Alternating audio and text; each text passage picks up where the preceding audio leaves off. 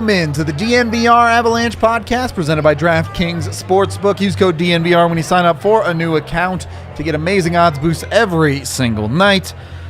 Rudo, AJ, Blais coming at you. Someone tell me something good about this hockey game. It's over. True. It is over.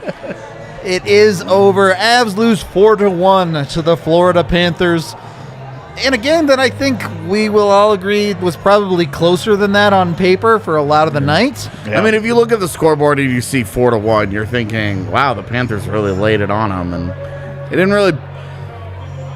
didn't really play out that way. And this is going to be a night where two things are true. Yeah. Where the Avs didn't play very well, and they absolutely were not 4-1 level of bad. No, and I mean, one goal in the modern NHL, not going to get it done anytime. Yeah. For sure. And the Avs, look, we'll probably get into this a little bit later, but the Avs are a couple of inches, one good bounce away from this game looking very, very different than it ended up. But none of those bounces went their own way, and they had to lay in the bed they made on the defensive side.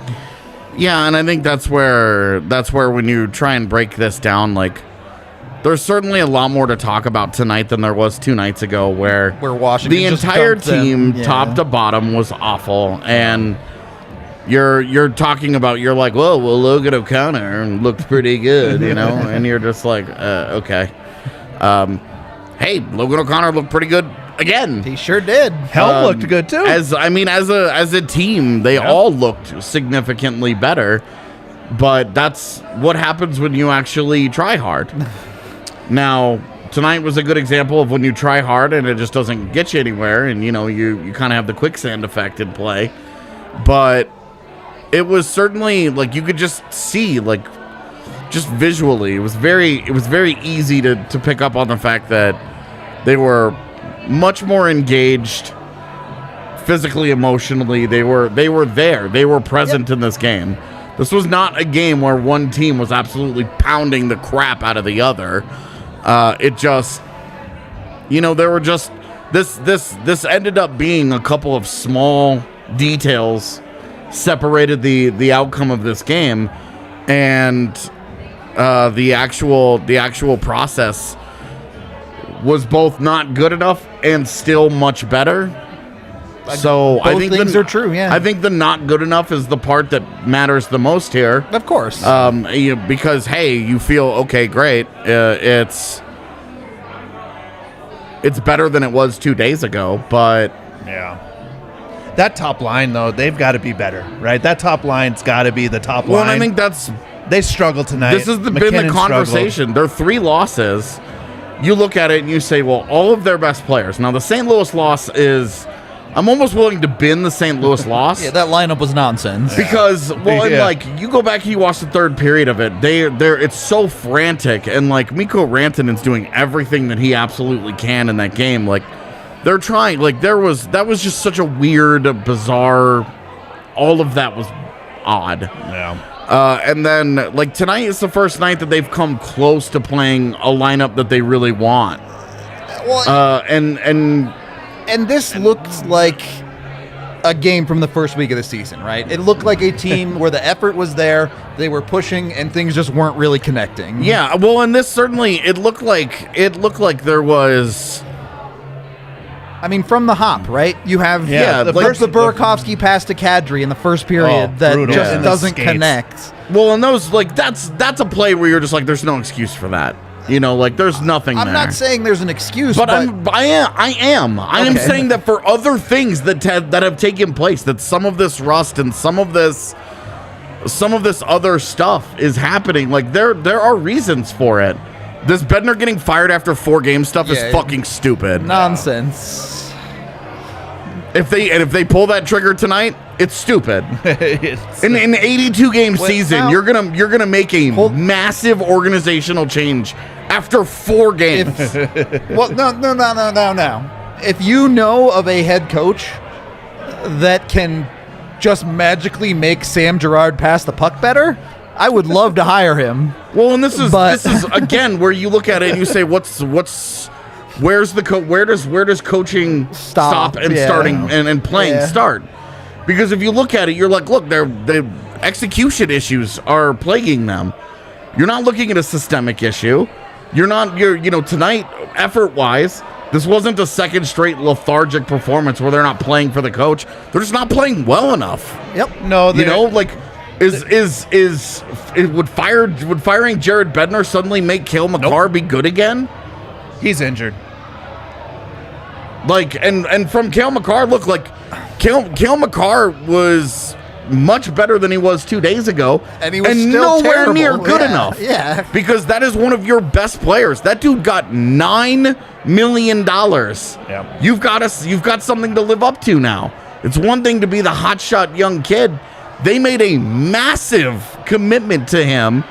He needs to pick it up. Like, Cale Makar needs to be better. Nathan McKinnon needs to be better. 100%. This is the first game of the top line, and they were your only goal. As poorly as they played, they were your only goal. They were your only goal. They hit 2 posts. Yep. They easily, in that second period, when they were giving up an enormous amount of shots against, which was weird because I went and looked, and almost every shot attempt ended up on goal. They just didn't miss the net. Yeah. It was crazy. But in that second period, when it's 2-1, you have a 2-1 game, and the Avs are pressing, and they're clearly like dominating, but they're pushing play. They're getting scoring chances, because when you go and you look at actual chances in that game, even in the second period when the Avs give up 22 shots, high danger chances and scoring chances are dead even. Yeah, pretty even. So they're getting that quantity. Yeah. Where if it was reversed, all Avs fans would be saying was, well, none of them they're all from the outside. Doesn't matter how true it is, that's the conversation. Yeah. But they ended up with decent chances that just miss. McKinnon hits a post and Rantanen hits a post like a minute apart from each other. In a 2-1 game, and then at the end of the period, they end up with a play where a guy walks out in front, and he takes a not very competitive shot that bounces off of an Avs stick, changes direction, and goes by Johansson, and you're like, look, like you aren't playing well, and now you have bad luck against you, and then none of this gets into an officiating crew that save that for the second period. We're gonna go into all that. Generously, we'll just say it was kind of all over the map. Yeah. So it was really tonight was just one of those because you've lost 3 straight, and because each loss has looked different, and because it's the first 4 games of the season, and you're 1-3 in anything, but it's hard to just say. It's hard to chalk it up to it's one of those nights, because you're looking at the 1-3 start and saying, "Oh my God, oh my God, oh my God, what's happening?" You're 1-3, and so you don't want to chalk anything up to it's one of those nights. Yeah. When you remember that there are 82 of these, and it's just like. It's just not. No, tonight was nowhere near as bad as 2 nights ago. agreed. But it's like, is that any solace when you lose? Not really. Well, it's also not hard to find positives from this and say room for improvement, and this was still much better. Yeah. And let's not kid ourselves. Like, this team that they played tonight is a good team. And the schedule is also unforgiving here. Brutal. But stylistically, they're built like the Avs. They play like the Avs, kind of the same systems that they play, right? Very up-tempo. Yep. And they were just the better team tonight. But again, this is a murderer's row of teams that the Avs are playing right off the bat. They go St. Louis with 17 to 18 guys, and half of them are AHLers. and then they go to Washington, Florida, Tampa Bay, Vegas at home, St. Louis on the road, and then Minnesota at home. That's a brutal schedule to start. It's certainly not an easy stretch, but it's definitely the kind of stretch where you're not going to have room to play your C game and win. Yep. Very much. Yeah. Like for sure. It was an F game in Washington. Yes. They completely said, F this, we're not even showing up. This is now, you're still kind of failing, but you showed up and played, at least. Yeah, you lost tonight, but you lost to a good team, and you played an okay game. Yeah. Yep. I'm not going to sit here and argue that things are all sunny and rosy. No. But are you worried? Are you worried about like the larger picture here? No, of course not. After 4 games, if you're worried or convinced of anything after 4 games, you have overreacted. Yep. It's I tweeted it out the other day. A couple of years ago, Buffalo started like on an 11-game point streak and missed the playoffs. So, and the flip side, what was it? Was it 2 years ago that Dallas started 0-7? Yeah. And then made the playoffs that They went year? like 7-2 or something. Yeah. And then they turn around and they won like 10 games in a row, completely erased the bad start. Yep. Oh, in recent years, that's happened a lot, right? Like the Blues had a horrible first half of the season. Yeah, won the Cup. The Stanley Cup winning season for the Blues, Yeah. where on January 1st they were Dead last. in the NHL. Yeah, definitely different. So, Not saying that was a normal season or, because look, if the Avs are dead last in the NHL come January 1st, Jared Bednar's definitely been fired. Yeah. And there are there are a lot of things going wrong. all right, There are way too many problems at that point. Blais, you are the designer on the podcast here. Can a color be cursed? Oh, I mean, yes. Absolutely. The Avs aways with the blue numbers have yet to win a hockey game. Yeah, they were kind of controversial during the offseason. It was like a love-hate relationship. People either loved them or hate them, and now I kind of hate them at 0-3. Definitely not good vibes at the moment from the blue numbers. I know we have a bajillion super chats, so thank you first of all, and let's get to some of those. Yeah. Okay, 3 is not a bajillion, but They were just long, so it looked like more. I get that ultimately the Panthers capitalized on their chances and the Avs didn't, but man, the reffing was awful. Yeah, we'll talk about that in the second period. We're probably going to spend the entire second period just being frustrated by officiating, which sucks because it's never fun to talk about officiating. I hate doing it, but when it's this bad, you have to. This was a brutal game. This was a brutal game. All right. How about the Bo McCart? Bo is the Avs' best defenseman right now. Bo continues to really... Yeah. He is. Dude, the Bo-sexual movement is on. Let's go. It is on. That's going to end up being our next shirt before freaking Rambo Santa. I'm a Bo-sexual. So the Makar part of that needs some work, but Bo looks great. Yeah. Makar needs to rub some more mayo on that wrist, I think. He needs something. It's brutal right now. I don't think that hand's 100% for sure. No, you could tell tonight. Well, and Broncos just scored a touchdown. our frustration with Makar the other day was decision making. Yep. It was mental, not execution. Tonight was a lot more. You could definitely see where the wrist is bothering him a lot more physically. Yeah. Pucks that are just slipping away from him not doing the little reverse thing that he does at the blue line to protect the puck. Yeah. He's not doing it, and I think it's probably because that wrist is hurting him in some way. I mean, he's got to figure out a way to continue to be productive when he's not 100%. Yeah. The problem there, though, is like if you're injured and you're trying to play through it, it does affect every part of your game.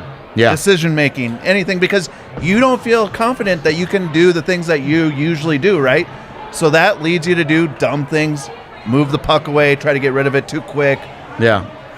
The other day I'm not buying that though. It was too bad. Yeah. Today I could buy it a lot more because there were things like him getting like stripped right in front of his own net. Yeah. And where you're like, dude, Those come things, on. it's You like are the hands much aren't tougher. there. Yeah. The other night it was like, all right, so you're injured and your thought process is, I'm gonna YOLO. Yeah. I am going to wildly and irresponsibly pinch every single time that the puck is in the offensive zone. Okay. And I'm just not going to worry about it. Like tonight we didn't see any of that. We went from They gave up. So I went and looked into this. Oh boy. Last year, the team that led the NHL in high danger scoring chances Against 4 Oh, 4, okay. in at 5v5 during the regular season was Toronto, and they averaged just under 10 per game last year.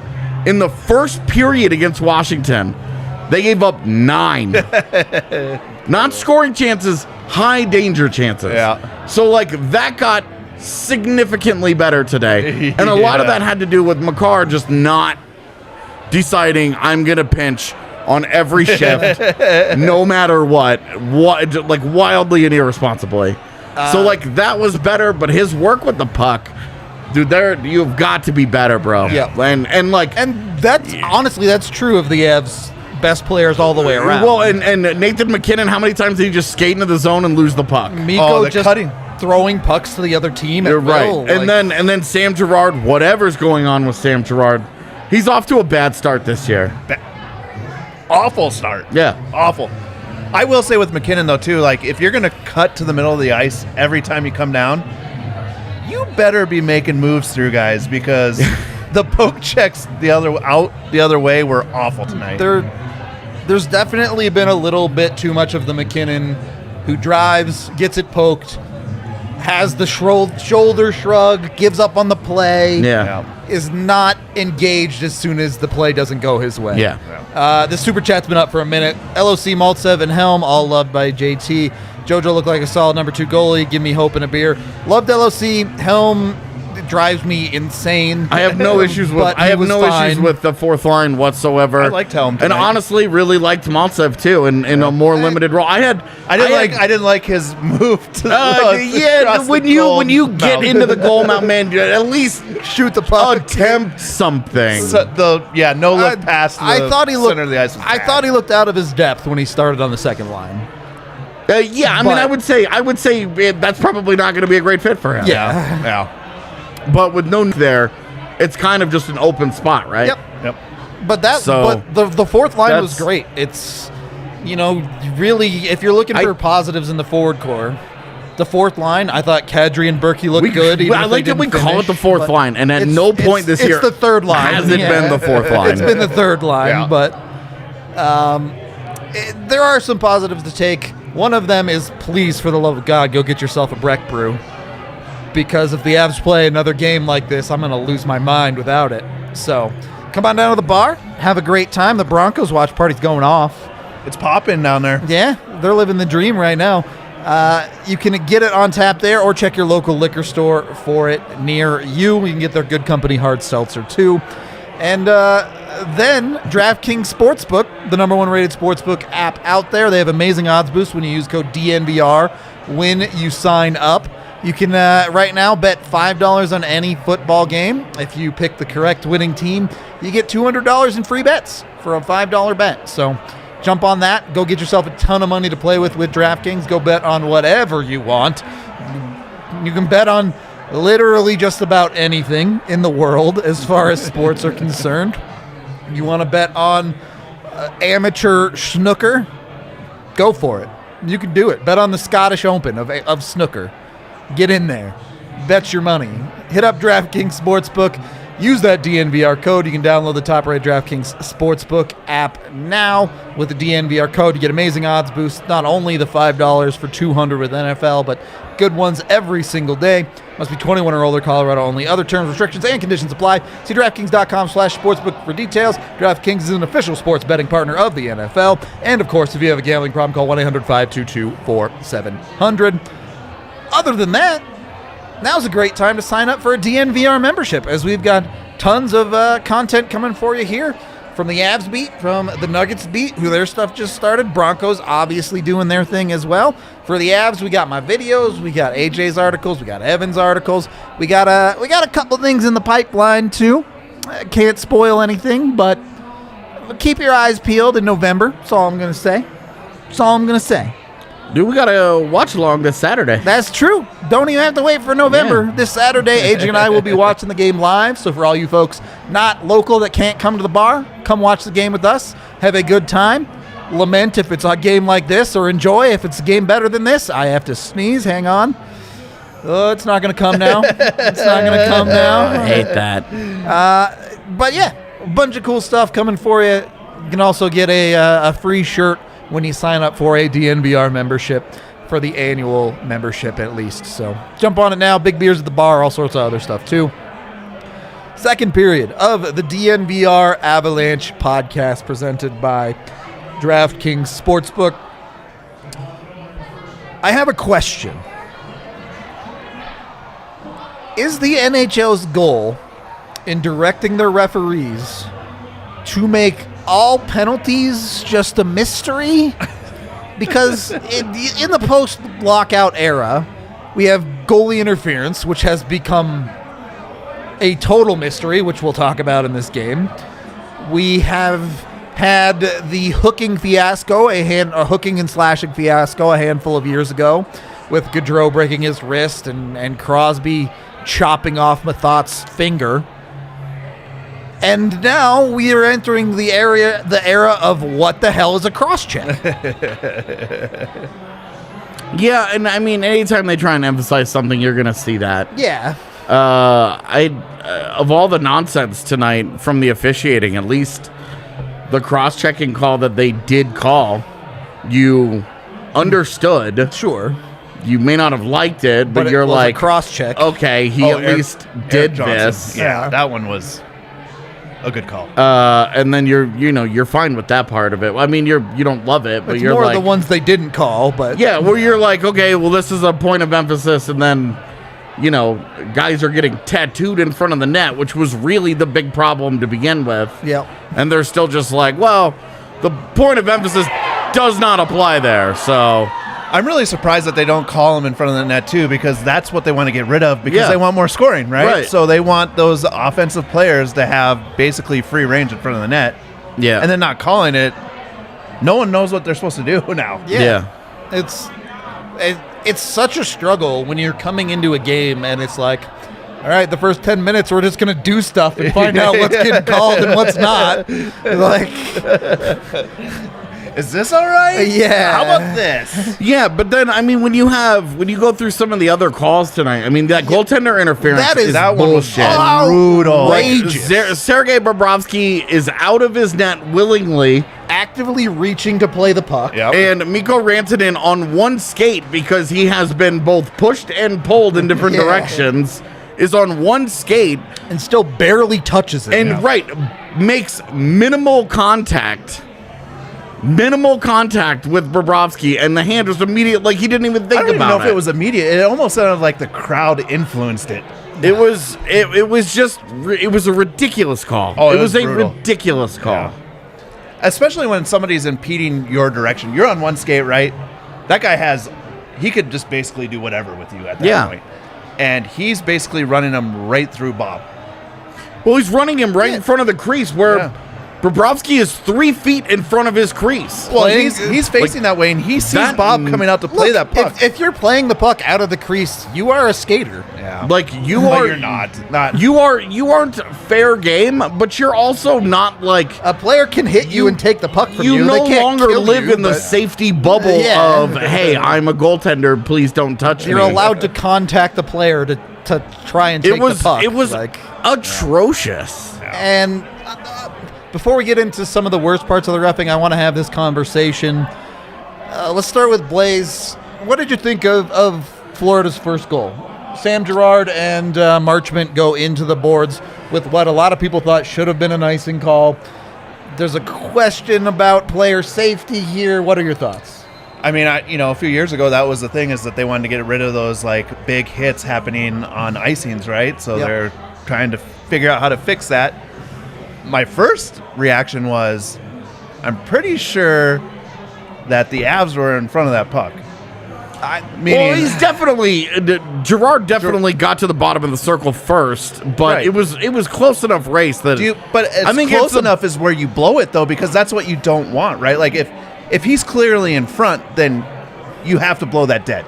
Yeah, I think he's losing enough ground though that it was. I think that was a good application of hybrid. Because they make the judgment call where they say, look, this is going to be a legit puck battle. I have no issue with that not being icing. But that, I mean, what happened at the end is what they were trying to get rid of, right? Is like two guys colliding, going after a loose puck. That's basically supposed to be an icing.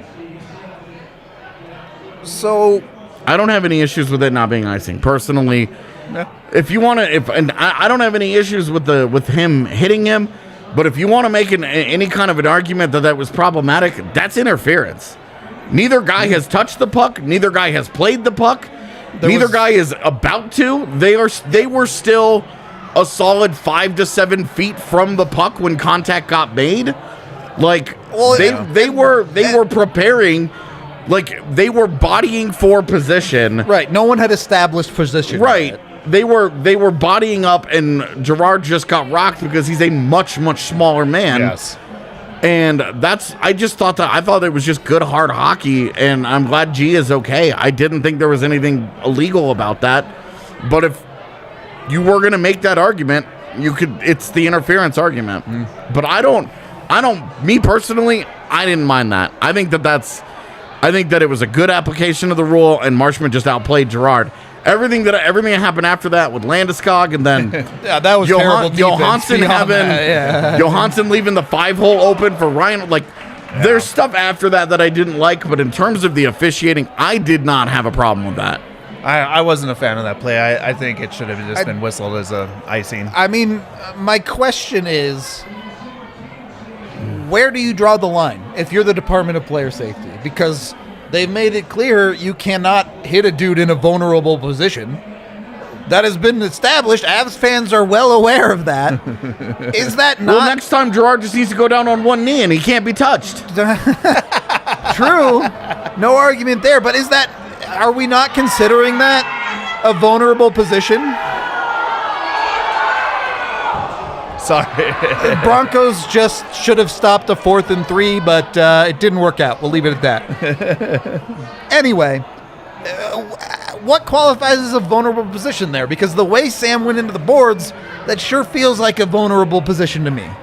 Well, and if look, I'm gonna tie these two in, because if we're gonna get into the you can't hit a guy in a vulnerable position, then that bullshit boarding on Landy at the end of the game, that calls a whole other monster against Aaron Ekblad. If that's a legitimate penalty, then absolutely what happened to Girard is a penalty. Yeah. Because he is in a vulnerable position.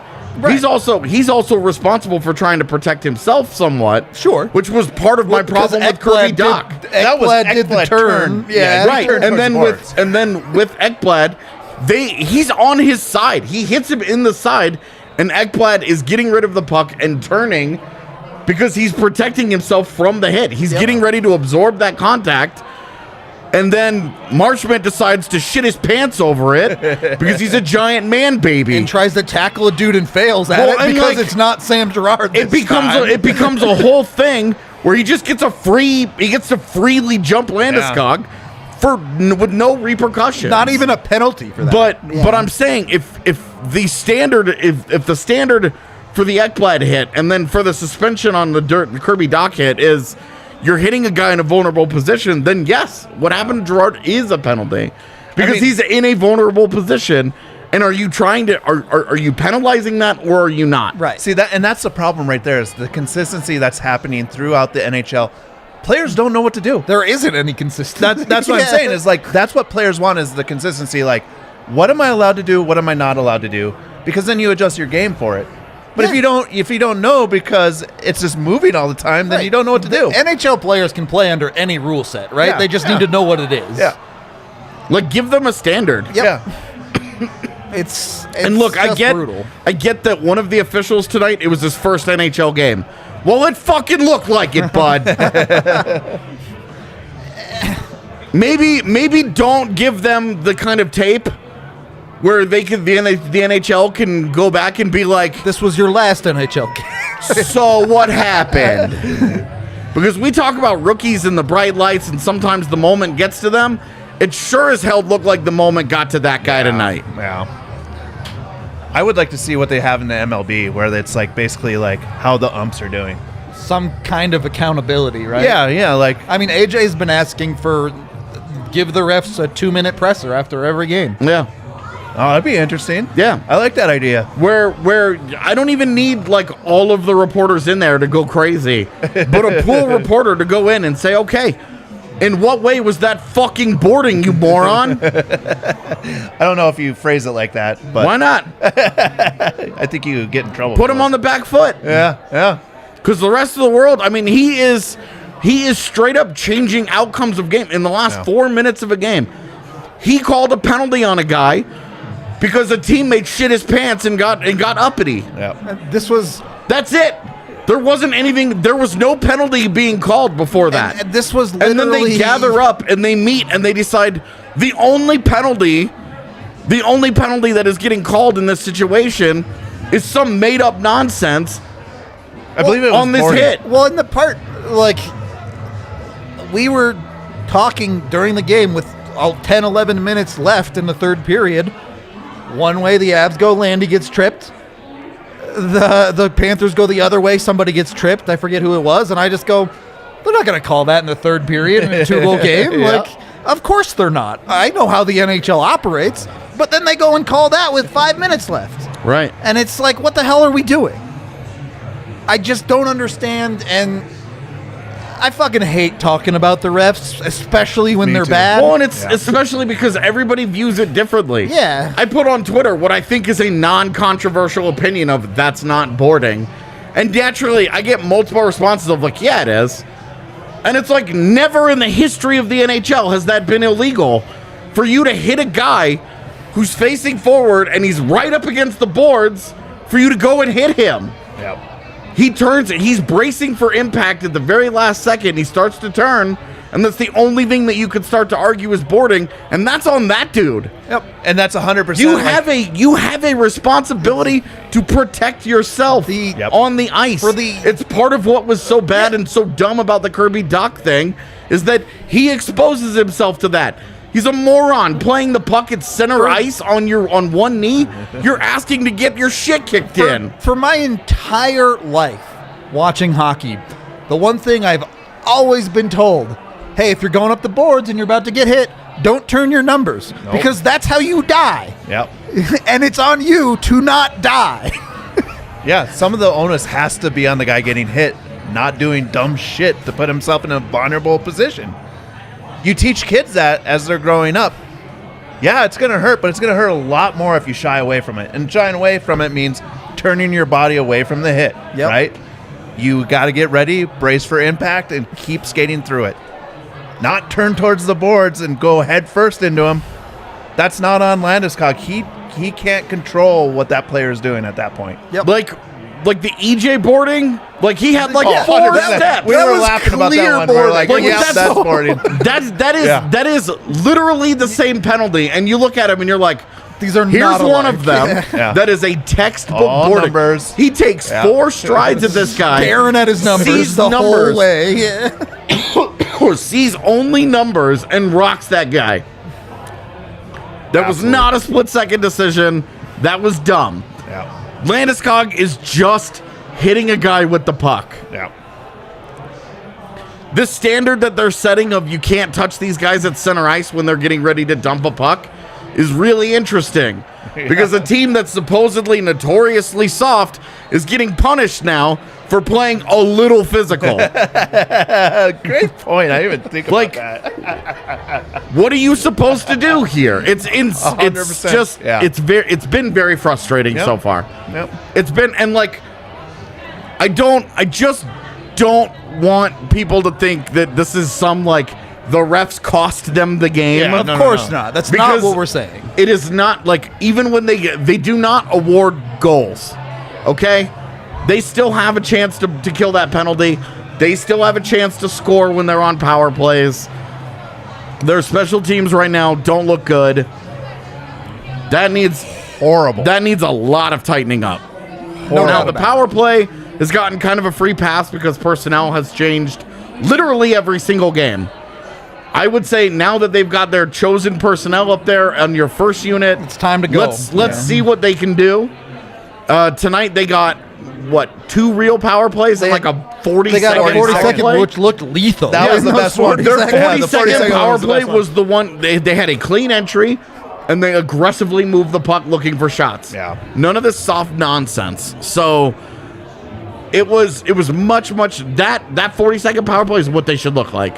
The special teams in general have not been good enough. They have not been good enough. If Landy even gets a hearing for that call, you riot. Like, you go burn down the Department of Player Safety if he gets a hearing. But yeah, and you're correct. Makeup calls don't fix the problem. They make it worse. Right. Like, because if a team scores on one, well, guess what? The best NHL team scores on 30% of its power plays. Yep. That means your makeup call has at absolute best 70% chance of not mattering one goddamn bit. Yep. Yeah.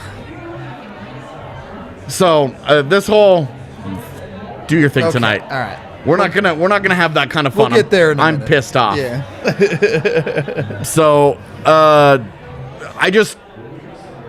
they changed that course of that game, and the Avs special teams right now are not in a good enough place that they can handle officials Having to deal with making calls. stuff up. Yeah. And when you call one in the last 5 minutes of a game, you very freely just hand one away. You more or less decide a game. When you call a penalty at 4.5 minutes to play, and you call a penalty on the team that is down by 2, you more or less have ended that game. Thank you, Nighthawk. For legal reasons, we're not actually telling you to burn down any buildings. This is all metaphorical. Please do not damage or injure anyone or anything. Don't be violent, gentlemen. I had a white chocolate Snickers recently, and I don't like chocolate, but I do like white chocolate. Fire? Somehow, no. Bad? No, somehow I like the OG Snickers better, and I don't love chocolate that much, so. All right. Well, look. Anyway. If there's a room... If you're trying to get somebody to touch your white chocolate... well, I don't know. You know. I'm just kidding. It's your hungry, eat a Snickers, right? Yeah. So instead, it's your horny, eat a Dickers? Oh, wow. I mean, they do have nuts in them. Hey! Also, if there is a room you're looking to burn down, you want it to be the bedroom with your fire manscaping, right? Right? I'm just saying. Go over there, get some Manscaped, use code DNVR to get 20% off the Perfect Package 4.0. You can get free shipping as well. They got all the tools you need, whether it be below or above the belt. It's great. I highly recommend their tools. They're actually legitimately awesome. Not just for bedroom fun times, but trimming your beard, got to freshen up your breath, need a little deodorant, you name it. I like bedroom fun times. I like. Yeah. What time of day is it? Oh, it's bedroom fun times. Look, that's why they call them business socks, all right? Yeah, I get you. What? No? You're not a Flight of the Conchords fan, Blais. It's been a long time since I watched any of those. All right. Manscaped, go get their stuff. We love them. Also, check out Green Mountain Dental Group. Chat, I spent 5 hours in a dental chair today. It wasn't fun. And that was only the second worst part of his day. This game was a lot like pulling teeth. I'm not going to lie to you. But Green Mountain Dental downstairs. Group will take care of you. I've done a lot of dumb things to my teeth in my life, so I need a lot of dental work. I didn't go to Green Mountain Dental, and I regret it. Go there. It will be a lot better life than 5 hours in a dental chair for you. Hit them up. Head on down to Lakewood. They're just 15 minutes from downtown. They're super awesome. I go to them for all of my regular care. I go to a different place for my actual dental surgery because I'm not going to drive 40 minutes home when I'm high on who knows what. But anyway, I don't know what Yahir's signaling. I said I didn't like Star Wars. Oh yeah, we already knew that. Yeah, that's old news. I understand my chocolate take is unpopular. I get that. But I'm with you on the chocolate take. All right, I tried to sell that to Brandon today. He didn't. He wasn't buying it. Both of you have horrible takes constantly. You don't like ribs and you don't like chocolates. I agree. I like both of you have horrible takes constantly coming from fucking Yakir. Mr. Checo. Who's like a carousel of bad takes. Better than not liking ribs and not liking chocolate. I mean, when it comes to food, everybody likes what they like, and it's always a different combination of stuff. There isn't anybody out there who's like, oh, I like absolutely everything. Except, have yet to have a bad review on the Wagyu beef burger. Same. So, But you know that there's like some vegetarian out there who's like, all right, yeah, if you're a vegetarian, don't get the Wagyu beef burger, all right? I don't think you would. Yeah, probably not. You'd probably not like it. yo, you know what? I've only recently learned that milk toast is like a thing. But yeah, it's an actual thing. I was watching TikTok videos on it at 2 o'clock Isn't in the it? morning. It's gross, dude. That's nasty. A lot of it, I'm just like, that's French toast. And then there's milk in the middle of it, and I was like, I'm out. I am hard out. That is kind of disgusting. This is nasty. Yeah. Because it was described, like, I Googled it, thinking it was, like, not a thing, right? Hoping that it wasn't going to be like blue waffles, which do Oh, not God. Google that. We're not Google responsible that. for that, YouTube. But it was like, I was curious, right? And it was just the description of it was horrid, and it's just Do you know what the swill worst. is? Huh? Swill? No, I don't think Like so. shitty alcohol smell? No, it's dried milk that you add water to make Oh, it's like powdered milk? powdered milk called swill on the East Coast. Really? Yeah. Huh. Prove me if I'm wrong, but I had a buddy that I used to always call it swill, and I never knew what the hell he was talking I feel about. like your buddy was just like some kind of druggie. Possibly. Yeah, I hang out with a lot of looking back odd on it, that guy might have oddballs. just had some problems. Dude, try to sell you some jankum too, or what we got going on here? Anyway, before we get ourselves in trouble, Hassel Cattle Company has burgers that you actually want, not swill or milk toast. Dude, straight up, I might go downstairs after we get done with this and Have a snag a burger. Oh, There man, we they're go. so Just good. to take home. I don't want to be here anymore. I want to go home and sleep in sadness. Because I'm so tired of watching bad hockey. But the Wagyu burger sounds amazing. And Hassel is actually, dude, they're the shit, dude. They're awesome. They really do make amazing stuff. Not just the burger, but their steaks. They have got like a tomahawk steak that's ridiculous. Their bone-in ribeye is so tasty. You can go to HassleCattleCompany.com, get 10% off. Code DNVR10. Yes, we can. Go look up Nighthawk's Instagram, and you'll see just how Dude. good those meals can Straight look. Unreal. Straight up. She's insane. So check that out. Like, when Z is in town, I'm straight up, like, hiring her, To be your chef. yeah, for date night to cook for me on my behalf. For date night. For Are you when going to pass when it off Z is as here. yours? No, of course not. Z knows better. And I have no bones about that. Yeah. All right. All right. And it was a no bones day. Oh, man. The pot stickers that you posted today, I was like, Dude. yeah, let's go. Dude. All right. Third period of the DNVR Avalanche podcast, presented by DraftKings Sportsbook. Rudo, AJ, Blais coming at you. What do you do if you're Jared Bednar, Blais? Right? What can you say to this team beyond play fucking better?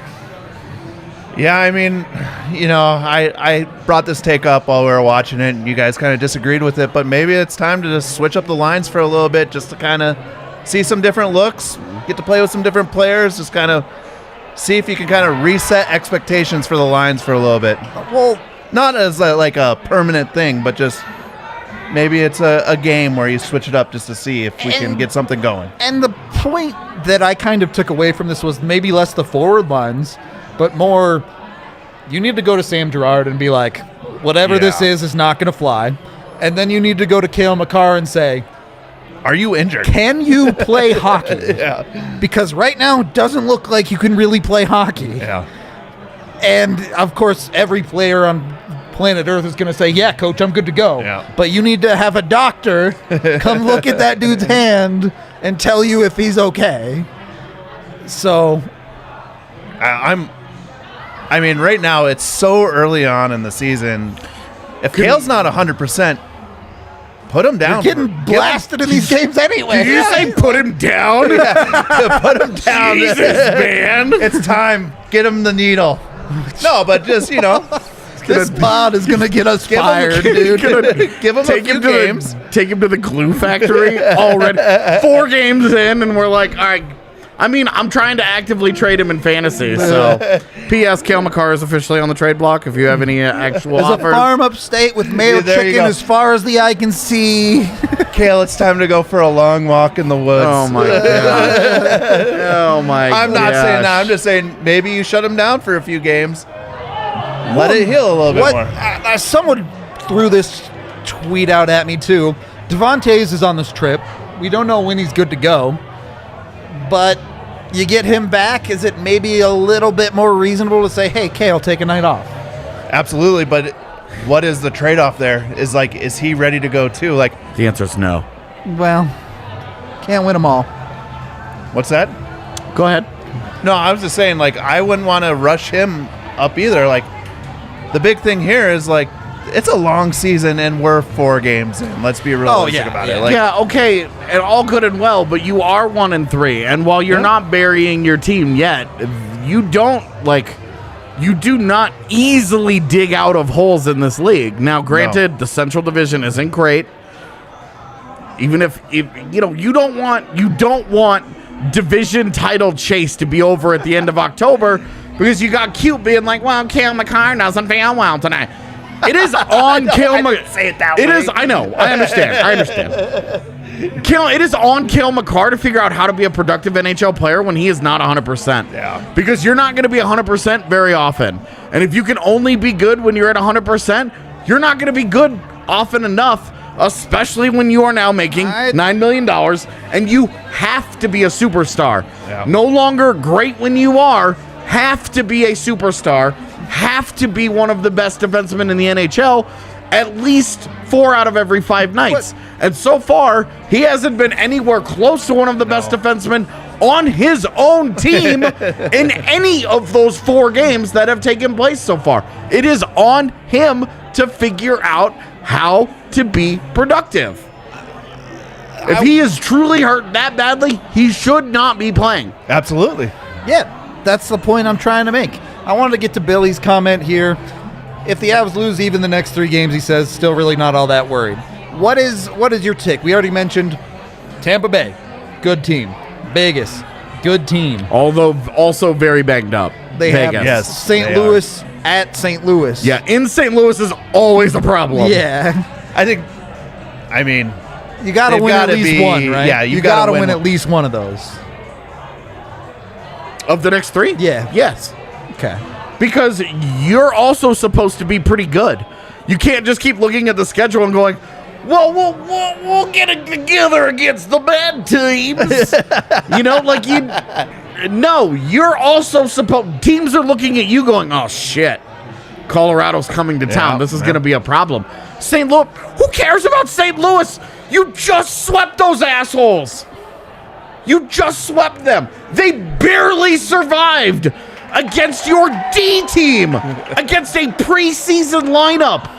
If you can't comfortably go into St. Louis and feel like you're going to be competitive, you are not the cup contender you're pretending to be. Do you know what I like about this pod is we sweetened up Nighthawk talking real nice about her and then just straight up shit on her team. Well, look, Nighthawk the person is amazing. The Blues as a team are not.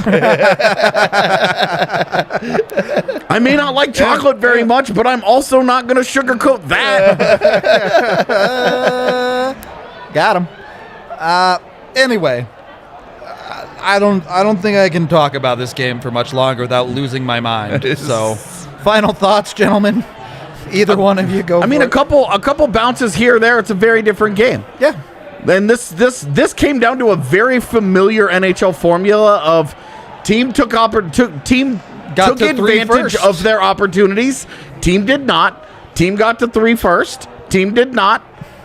And Game the team that did those first 2 things checked the boxes and got 2 points in the standings. It's really, really hard to win in the NHL when you don't do those things. Yep. I think this is great for the Avalanche. A little adversity. This year, a little bit different than last year, where you're not playing It's certainly 60% chump teams, right? It's more of a punch in the mouth than they really got in the regular season last year. Yeah, and this is stuff that builds character on a team. Either you rise up to this or you fall apart. So it's now, what are the Avs going to do?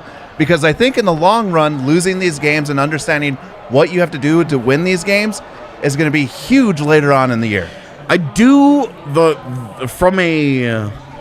since we're not like super concerned about like missing the playoffs and all that, we think that they're too good of a team for that kind of conversation right now. Because if you're a borderline team, a 1-3 start is bad. Yeah. That's a bigger problem. Yeah. And the only reason that we're not fretting that is because we do believe Colorado is too good for that. I mean, watching the games, you see the talent. Sure. The execution's not there right now. But the point I'm driving at here is building off your point that mentally you like that they're getting challenged early. Yes. That they are, because you do worry about a team so focused on we've got to be better in the playoffs that they don't focus on the regular season. They don't take it very seriously. Yeah. And you remember 2001, we talked to Milan Hajduk pretty recently, who said, and I asked him what was the conversation on the plane ride back from losing in Dallas in 2000, and he said home ice. And it started with the regular season for those guys. Yeah. It was one day at a time. Be the best version of ourselves on this day, and we're going to be very hard to beat. If this team can get itself into that kind of a headspace, and maybe these early challenges help put them there, then it could serve them better in the long run. That's obviously the optimistic look on it. Yep. It's up to them to decide what they make of this. Yep. As it is with all adversity that we all face in life. It is on us to decide that we are going to make the most of this, that we are going to be the best version of ourselves as often as we can be. It is on them to decide, is this a crisis of confidence, or is this is just a bad stretch? Because if it's a bad stretch, it's no big deal. Yep. If you have a crisis of confidence, you are going to turn that into a crisis of identity, and then you start talking about the coaching changes. Yep. Because you can't trade all these cats. The next thing that you do is look at the coaching staff. Yep. So that's it's on them to figure out, are we going to pick this up? I thought this was a much better step forward tonight, where, Sergei Bobrovsky, $10 million man, outplayed Jonas Johansson, third goaltender. Yep. And that's not to say that JoJo was bad, but got outplayed. Yep. But the process, how they got there from versus 2 days ago was so much better, Yep. that I'm genuinely not that concerned about going into Tampa Bay on Saturday, who, P.S., not off to the world's greatest start themselves. Nope. So they are, Colorado-Tampa Bay on paper sounds like a clash of the Titans. Right now, it's more like Two teams trying to pull their heads out of their ass. it's more like BattleBots. It's more like the Rock'em Sock'em Robots. That's what I'm thinking of. It's more like Rock'em Sock'em Robots. Panthers just played the Lightning, and Panthers beat them. Yep. And it was a good game. So, Before we get out of here really quickly, we do have our king of the game, solely because we need to give one to not JT Compher. Mikko Rantanen gets this. Oh, that's the old one. Congratulations. He sniped it again. Damn it. a goal and an assist in a game where they had one goal. Impressive. JT Compher Impressive. breaking the universe. Mikko, there we go. The one goal scorer of the night is getting the king of the game. I don't think he played particularly great. Neither did the rest of the first line. Tonight was a good case study in why the monarchy is outdated. I mean, tonight is a good case study on how Mikko's not been very good through 4 games and is a point-per-game player somehow still. Because he just finds the ways to points. He's insane. Yeah.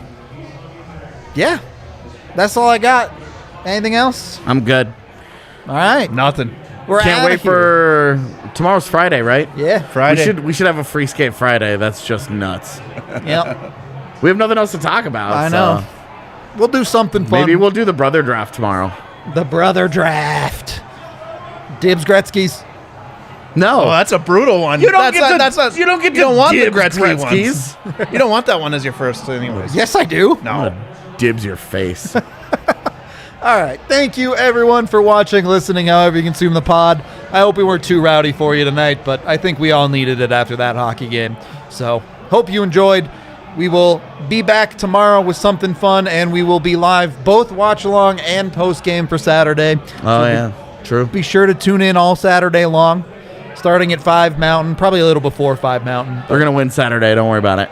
They have won 100% of the games I've watched along so far this season. They've never won a watch along in which I joined. That's true. So we're They gonna test are the theory. they are 2-0 when Rudo has done watch alongs without me, and they are 0-3 in which I did watch alongs with him. We're gonna test the theory on Saturday. We'll have to see. We love y'all. We will talk to you later.